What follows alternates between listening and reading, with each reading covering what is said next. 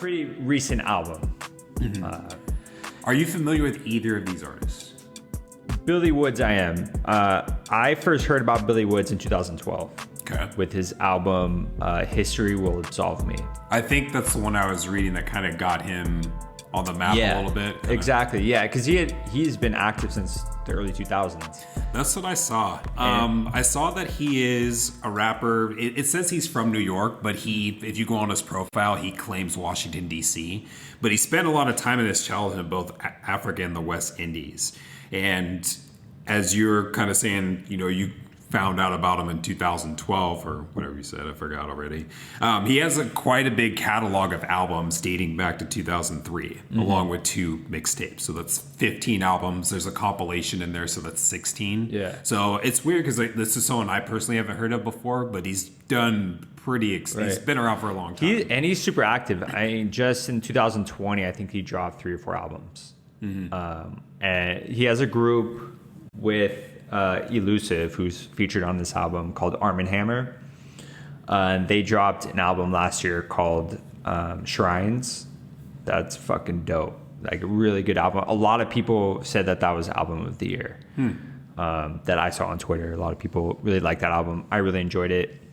But one thing about Billy Woods is he's one of those artists for me that I'm always interested in listening to, but I can only listen to him so much at a time.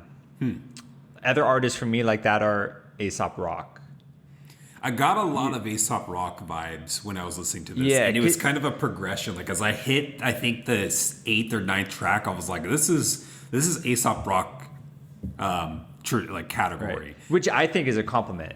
I think because Aesop Rock is well known as one of the premier lyricists, top tier lyricists in the world. There's been studies done on unique vocabulary, and Aesop Rock is by far and ahead above any other rapper in terms of unique vocabulary. I like Aesop Rock a lot as well. I feel like his style is very, very unique, and it is relatively hard to understand. But I feel like with him though, like the more, if you can listen to his album for a couple weeks, couple months, it all kind of starts to, whether if it's a vibe or one lyric that he said that, and then builds off of it and it doesn't make sense, like it starts to make some type of sense. Unfortunately for this album, I didn't have weeks to listen to this. Right. It's just, this is my first intro to him. So I think that's going to play a role in my overall thoughts on this album. Yeah, that's a great point. This is definitely one of those albums that you have to sit with for quite a bit of time. You're not going to get it on your first listen.